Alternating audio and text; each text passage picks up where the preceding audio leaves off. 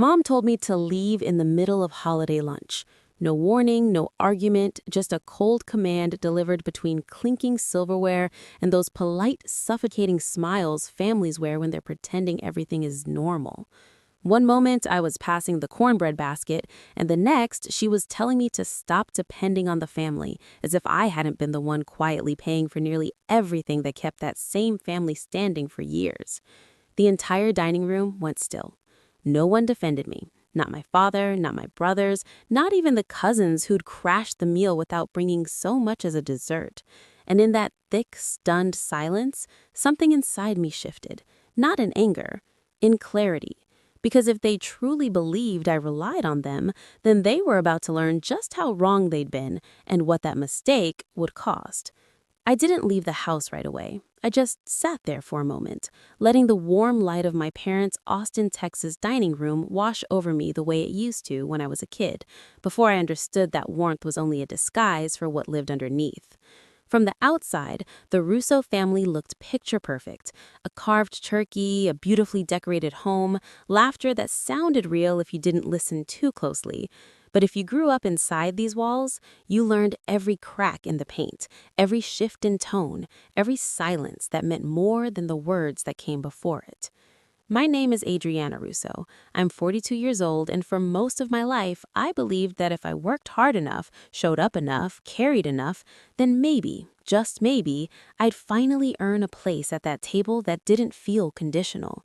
At work, I lead teams, manage budgets, oversee outcomes, but at home I was still the daughter who was too independent, the sister who was too successful, the relative who was both relied on and resented in the same breath.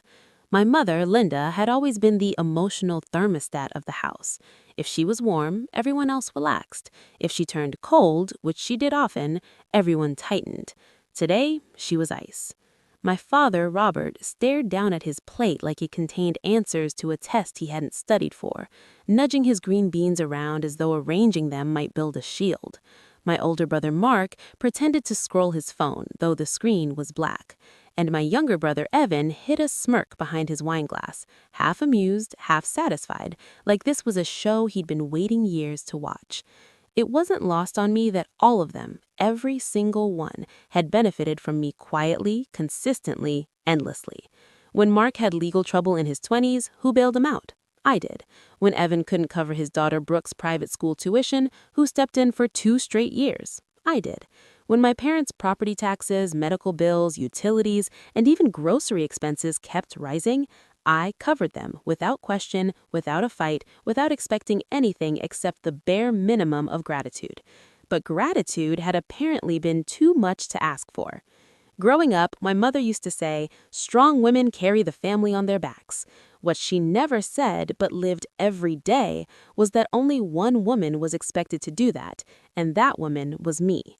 She never taught my brothers to shoulder responsibility. No, she taught them how to delegate it, how to hand it off, how to let me carry the weight and tell themselves it was normal. And I let them, for years, for decades. I told myself it was out of love, out of loyalty, out of familial duty. But as I sat there, letting Linda's words echo in my head, "Stop relying on the family," I felt something settle into place inside me, like a puzzle piece I'd been forcing finally clicking into its true position. The math wasn't adding up, and maybe it never had. I took a slow sip of water, letting the metallic tang sit on my tongue.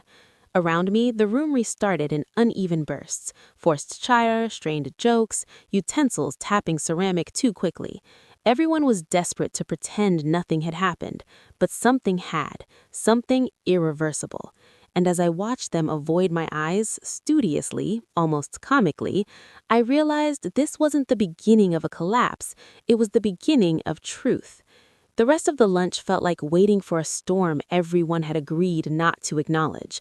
I could hear it in the rhythm of forks hitting plates a little too fast, in the way my father's breathing hitched every time my mother shifted her chair, in the way Evan's knee bounced under the table like he was delighted by the tension. I stayed silent, not out of fear, but because silence reveals more than confrontation ever could. Linda chatted breezily about the perfect glaze on the turkey, the temperature of the rolls, the neighbor's new landscaping. She never looked at me, not once. And that was her real weapon. She didn't lash out. She erased. She edited reality around her until she could pretend her actions were righteousness instead of cruelty. Being erased by your own mother hits different. It sinks in bone deep. At one point, Mark finally muttered, "Mom's right, Adriana. You've been distant. Maybe this is for the best." Distant. A word people use when they've forgotten every time you showed up for them, every emergency you covered, every crisis you fixed. I said nothing. He shifted uncomfortably. My silence was louder than any defense. Then Evan chimed in, swirling his wine like he was auditioning for a part in a cheap drama. "If you're struggling, you can just say that." Struggling with them? I nearly laughed, but before I could, my mother leaned forward, every word polished like a blade. "Adriana, sweetheart, we can't keep pretending everything is fine. You rely too much on this family. It's time for you to grow up." There it was, the line that split the last 20 years cleanly in half. Her voice, her posture, her certainty, all of it made sense in that moment. She truly believed what she said. They all did. They had rewritten the story so often that they no longer saw where the truth ended and their comfort began. I excused myself to the bathroom, not to hide, but to breathe. The mirror reflected a woman I barely recognized, not because she was older or tired, but because for the first time in her life, she wasn't trying to earn love. She was recognizing reality. I wasn't being pushed out of my family. I had never fully been let in. When I returned to the table, no one looked up, not a single head lifted, not even Linda. And that was my turning point. I picked up my coat. "Where are you going?" she asked, annoyed, like I was interrupting her performance. "Home," I said. For a moment, something flickered across her face. Confusion? Fear? Before she shut it down. No one stopped me as I walked toward the front door, but they would understand soon enough. Outside, the cold Austin air hit me with a clarity that the dining room never could. I walked to my car without looking back, not because of pride, but because they hadn't earned a final glance.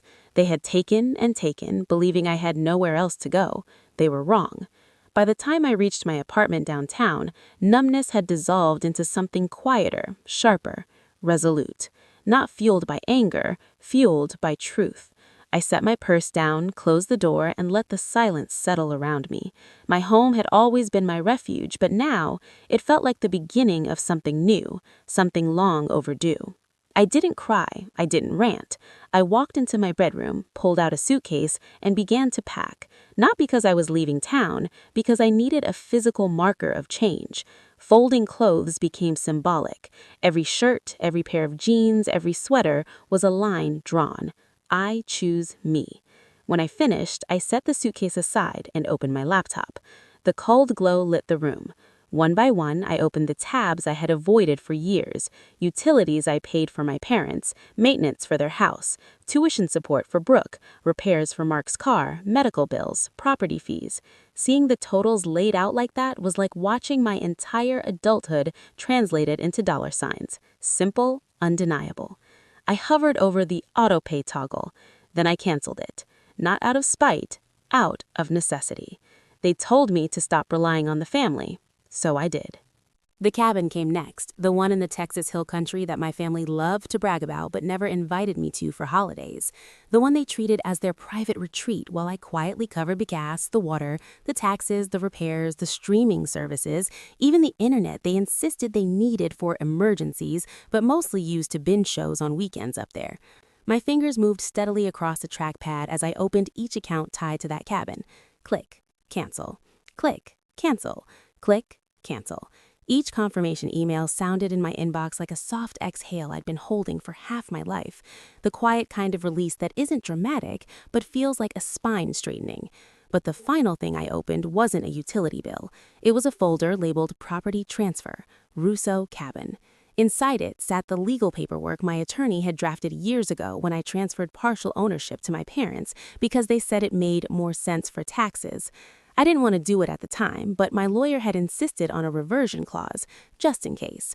At the time, just in case felt paranoid. Now it felt prophetic. If the property was ever contested, challenged, or if they acted against the terms in any way, ownership automatically reverted to me. No court appearance, no negotiation, no lengthy battle, just a clean, immediate legal shift. I stared at the document for a long moment, letting its meaning settle like dust in a beam of light. They had spent years believing I needed them, but the truth had always been the opposite. I closed the laptop, the room falling into darkness except for the city lights filtering through my blinds. It wasn't revenge, not yet. It was preparation, because the moment my silence stopped being convenient for them, everything would shift. It took only 3 days. My phone buzzed. Evan's name lit up the screen. I let it ring twice, long enough for him to feel the delay, before answering. "What did you do?" he barked immediately. No greeting, no concern, just entitlement. "The cabin's freezing, the heat won't turn on, the Wi-Fi's out. Brooke was supposed to go up this weekend." "That sounds inconvenient," I said calmly. "She'll have to stay home." "What is your problem?" His voice cracked with disbelief, like I'd violated some sacred agreement to keep enabling him forever. "I stopped paying for things I don't use." Silence. Heavy, angry, disbelieving silence. Then came the tirade. Family loyalty, responsibility, sacrifice. Funny how the people who contribute the least use those words most passionately. I let him finish, then said only, "You told me to stop relying on the family, so I did." And I hung up. Not rudely, not dramatically, just with the quiet finality of a door that no longer swings both ways. The next call wasn't from Evan or Mark. It was from my father, a voicemail, gentle, breathy, pleading that we talk things out like adults, reasonable on the surface, desperate underneath. But the desperation wasn't for me, it was for the financial glue that had held their lives together for 20 years, and that glue had been me. 2 days later, the escalation came. A heavy envelope in my mailbox, legal seal, return address from a law office in downtown Austin. Inside, a petition filed by Linda Russo claiming she'd been under emotional distress during the cabin transfer years ago and hadn't fully understood the terms. She requested the property revert entirely to her and my father. They hadn't even called me first. They went straight to trying to take something that wasn't theirs, not by accident, not by confusion, but by choice. That was the exact moment the blurry line finally sharpened into something undeniable. I called my attorney. He skimmed the papers, exhaled through his nose, and shook his head. They have no case. In fact, by filing this petition, they triggered the reversion clause themselves. The cabin is yours again, effective immediately. I thanked him, not because I was happy, but because I felt something I hadn't felt in years. Certainty. Something solid under my feet after 2 decades of bending and breaking to hold everyone else upright. When you suggested we schedule a meeting with them, I chose the diner near our old neighborhood, the one with the peeling red booths and humming fluorescent lights. Familiar enough to ground emotions, public enough to keep them civil. They arrived together, Linda stiff with indignation, Robert avoiding my eyes, Mark pale, Evan fuming. I was already seated in the back booth. They slid into the opposite side like defendants in a courtroom they hadn't realized they'd entered. Linda spoke first. "Adriana, this has gone on long enough. You've made your point." I studied her expression. Not one hint of regret, just irritation that her maneuver hadn't worked. "Mom," I said evenly, "I didn't file anything. You did." "That's because you blindsided us," she snapped. "Cutting off the cabin, the bills. You can't expect us to—" "I didn't expect anything," I said. "That's the difference between us." Her nostrils flared. Before she could interrupt again, I placed a thick folder on the table. Not legal papers, my own documentation. 20 years of payments, rounded totals, printed lists of utilities, repairs, tuition support, medical bills, mortgage contributions, emergency transfers. Every quiet sacrifice they had chosen not to remember. "What is this?" Mark asked, voice barely above a whisper. "Everything I've covered since I was 22, I said. Robert scanned the first page. His eyes stopped. He blinked slowly. "You paid this much?" "Yes." "For all of us?" Mark murmured. "Yes." Evan scoffed, but there was a tremor in it. "So what? You think that makes you some kind of saint? We never asked you to." "No," I said, my voice steady. "You expected it." A clear line fell over the diner table, not drawn by anger, drawn by truth. Mom told me to stop relying on the family, I continued. So I did. I stopped paying the utilities. I stopped covering the cabin. I stopped funding a lifestyle built on the assumption that I'd never walk away. Linda stiffened. You're being dramatic. No, I said quietly. I'm being fair. I slid the reversion clause forward. The moment you contested the ownership of the cabin, everything reverted to me automatically. You didn't lose the cabin because of me. You lost it because you tried to take something that wasn't yours. Her face went blank, truly blank, like someone had snatched the script out of her hands mid-performance. For the first time in my life, I saw fear in her expression. Robert leaned back, stunned. Mark stared at his hands. Evan opened his mouth, then closed it again without a sound. They weren't just shocked, they were unmasked. I let the silence settle until it felt carved into the air between us. Then I spoke, softly, almost gently. I'm not doing this to punish you. I'm doing this because I should have set boundaries 20 years ago. You said I relied on you, but the truth is, all of you relied on me, and now you'll have to rely on yourselves. Linda finally found her voice. We're your family.